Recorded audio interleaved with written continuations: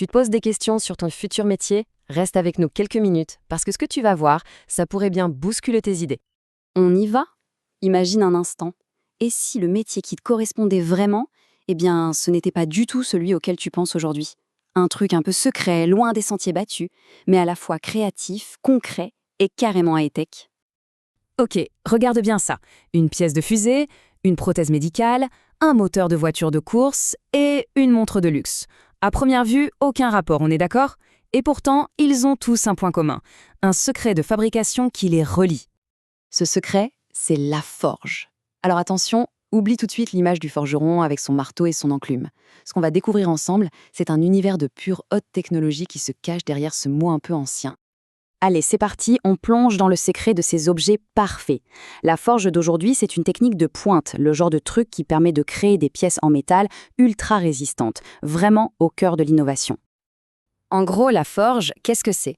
C'est l'art de sculpter le métal, soit à chaud, soit à froid, en le pressant avec une force incroyable. Le but? Le rendre super résistant et lui donner une forme parfaite, souvent très complexe. C'est la méthode qu'on utilise pour les pièces les plus importantes, tu sais, celles qui n'ont absolument pas le droit de casser.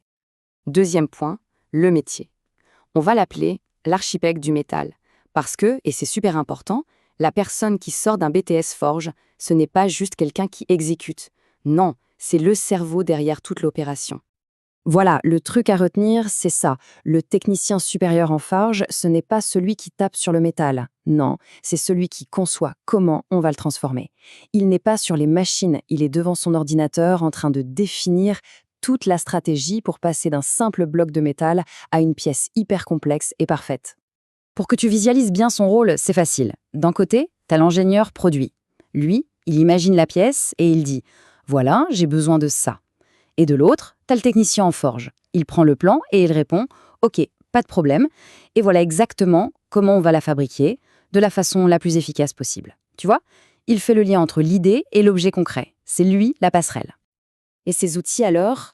Oublie le marteau, je te l'ai dit. On parle d'ordinateurs surpuissants. Son quotidien, c'est de travailler sur des logiciels de dessin 3D, ce qu'on appelle la KO, pour tout modéliser. Il utilise aussi des simulateurs numériques. C'est incroyable, il peut tester tout le processus de fabrication sur son écran sans même toucher un gramme de métal, juste pour être sûr que tout va fonctionner parfaitement. C'est vraiment de la haute technologie. Bon, pour que ce soit encore plus concret, son travail se divise en 3 grandes missions. On regarde ça ensemble. Première mission, analyser le besoin. Deuxième, concevoir le processus. Et troisième, piloter la production. C'est simple, non? Allez, on décortique chacune de ces missions. Mission numéro 1, on l'appelle le détective. Imagine, une écurie de Formule 1 t'appelle. Ils ont besoin d'une nouvelle pièce pour leur moteur. Elle doit être plus légère, mais aussi plus solide. Ton job, c'est d'analyser leurs demandes dans les moindres détails. Est-ce que c'est techniquement réalisable? Quelles sont les contraintes? C'est une vraie enquête. Mission numéro 2, le stratège. Une fois que l'enquête est faite, place à la stratégie. Là, tout se passe sur l'ordinateur. Tu vas dessiner la pièce en 3D, mais aussi les outils nécessaires pour la fabriquer. Et surtout, tu vas simuler tout le processus. C'est comme un jeu vidéo ultra réaliste où tu vois comment le métal va se déformer, se comporter. Le but, c'est de trouver la méthode parfaite, sans aucune erreur, avant même de lancer la moindre machine. Et enfin, mission 3, le chef d'orchestre. Quand ta stratégie est validée, il faut la mettre en musique. Tu lances la fabrication, tu animes ton équipe à l'atelier et tu t'assures que chaque pièce qui sort de la machine est absolument parfaite. C'est toi qui garantis que la qualité est au rendez-vous et que les délais sont respectés. Ce qui est vraiment cool avec ce BTS, c'est que ça t'ouvre des portes vers des tas de possibilités. Ce n'est pas un métier qui t'enferme dans une case, bien au contraire. Tu peux bosser dans l'aéronautique et le spatial, dans le médical, pour fabriquer des implants par exemple, dans l'automobile et la course, dans le luxe pour l'horlogerie, mais aussi dans l'énergie, la défense ou même le sport. Bref, tous les secteurs de pointe cherchent des gens qui maîtrisent cette technique. Ça laisse le choix, non? Et l'environnement de travail, ça donne quoi?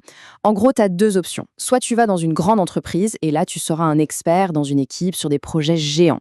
Soit tu vas dans une PME, une boîte plus petite, et là, tu seras beaucoup plus polyvalent, plus autonome, vraiment au cœur de toutes les étapes du projet. Ok, après tout ce qu'on vient de voir, la question la plus importante. Est-ce que ce BTS pourrait être fait pour toi? On va faire une petite checklist. Si tu te reconnais dans les points qui suivent, eh bien, c'est peut-être un signe qu'il faut creuser cette piste. Alors, est-ce que ça te ressemble? Est-ce que t'aimes résoudre des énigmes techniques, te creuser la tête? Est-ce que t'es quelqu'un de précis, qui aime que le travail soit nickel? Est-ce que l'idée de dessiner sur ordinateur en 3D, ça te parle? Est-ce que tu veux créer des objets concrets, des trucs qui servent vraiment à quelque chose? Et enfin, est-ce que travailler en équipe sur des projets, ça te motive? Si tu as hoché la tête plusieurs fois, il y a de grandes chances que tu aies le bon profil. Au final, ce qu'il faut comprendre, c'est que c'est bien plus qu'un métier. C'est être au cœur de l'innovation. C'est être celui ou celle qui transforme une idée en un objet réel et ultra performant. C'est tout simplement participer à fabriquer le monde de demain. Merci beaucoup d'avoir regardé cette présentation. Et si tu veux retrouver d'autres formations, il y en a plein d'autres à découvrir sur le podcast et la chaîne YouTube Choisis ta formation et ton métier.